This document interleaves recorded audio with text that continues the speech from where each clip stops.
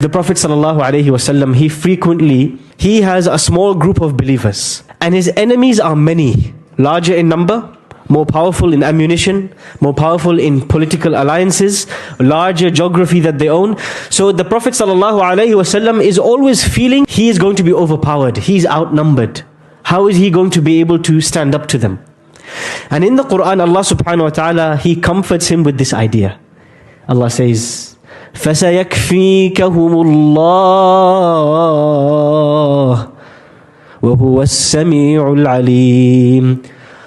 Allah is going to protect you. Allah is going to suffice you. He will be enough for you against all of them. But Ar-Raqib, Al-Alim is watching over you. But to feel in that moment of loneliness, in the moment of seclusion, that Allah is still watching us. And then in public, to feel as though Allah is watching us.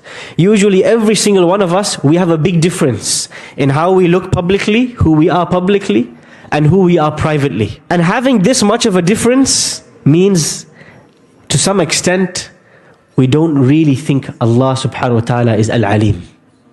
We don't think He's watching us. We don't think He's hearing us. Because the moment human beings are perceiving us, they're seeing us, they're watching us, our behavior changes. And the moment we're on our behavior changes. So imagine this. Uthman ibn Affan is in his house. He's reading the Quran. He has the Mus'haf in front of him.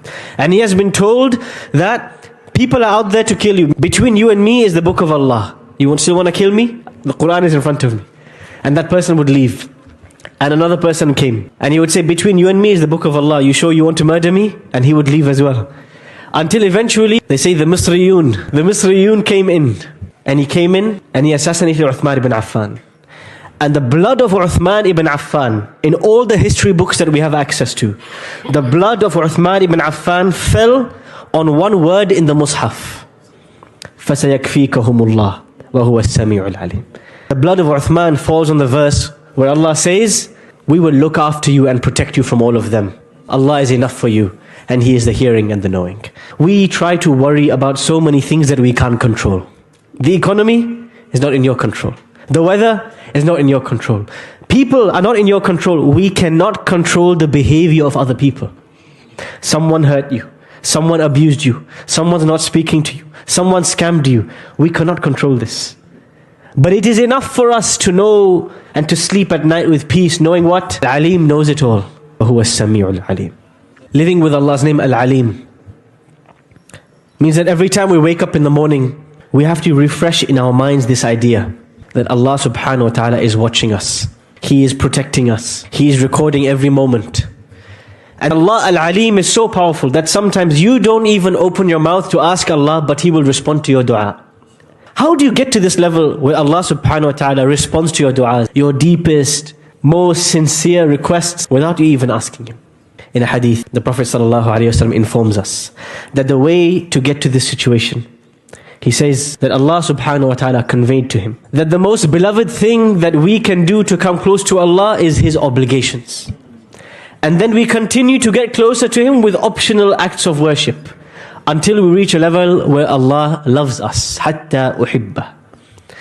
And when we reach a level where Allah subhanahu wa ta'ala loves us, the Prophet sallallahu alayhi wa sallam says, وَلَئِن سَأَلَنِي لَأُعْطِيَنَّهُ وَلَئِنِ اسْتَعَاذَ بِي لَأُعِيذَنَّهُ. If you are to ask Allah for anything, He will give it to you.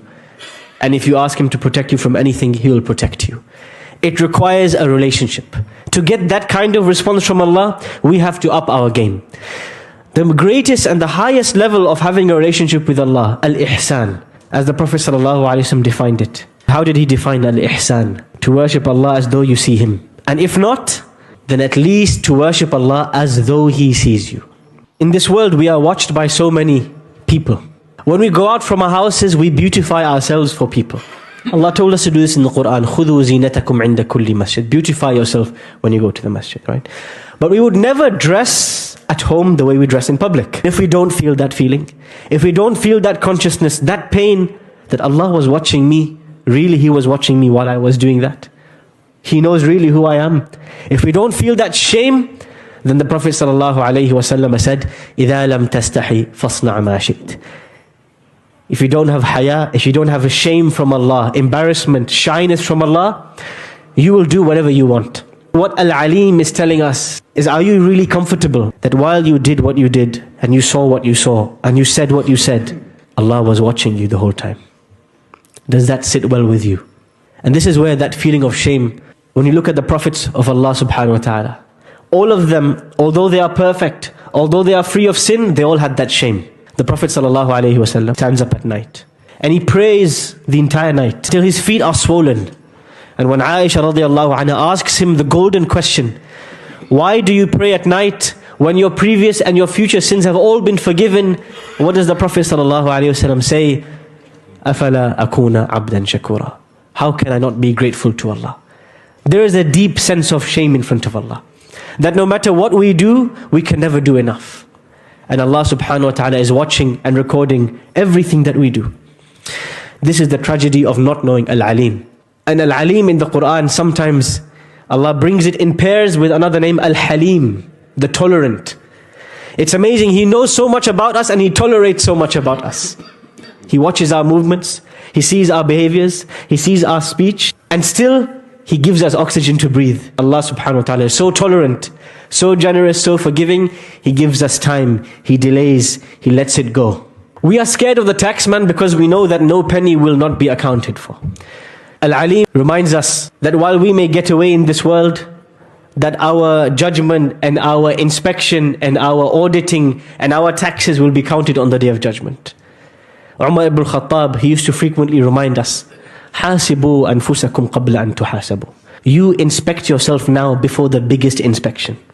وَزِنُوا أَعْمَالَكُمْ قَبْلَ أَن تُوزَنُوا. Weigh your deeds today before they will be weighed. This is very important.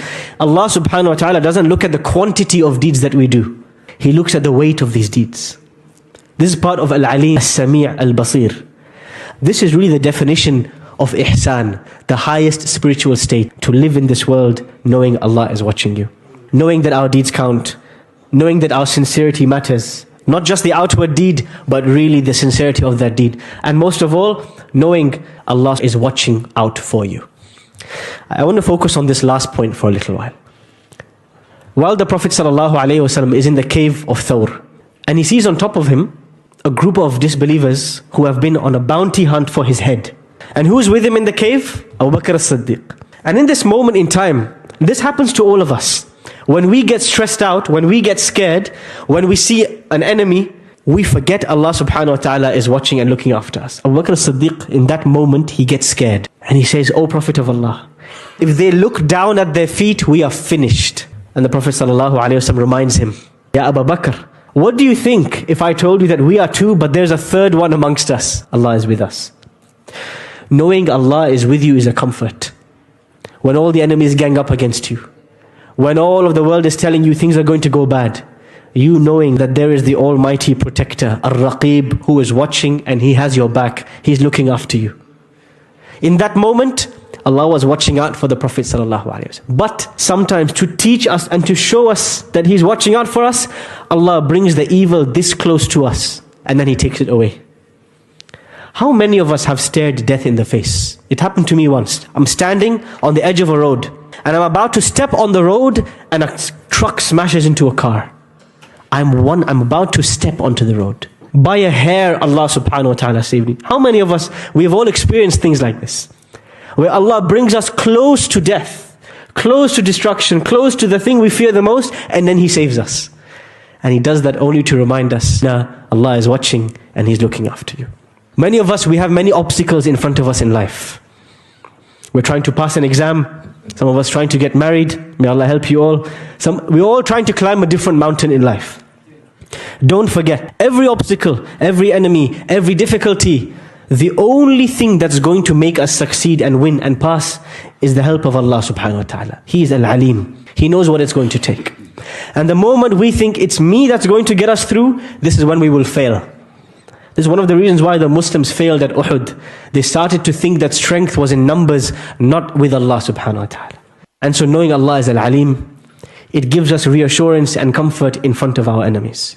Knowing Allah is Al-Alim, it makes us prepare. Our inspection, our MOT, our regulation, our tax assessment is tomorrow. Because it is tomorrow.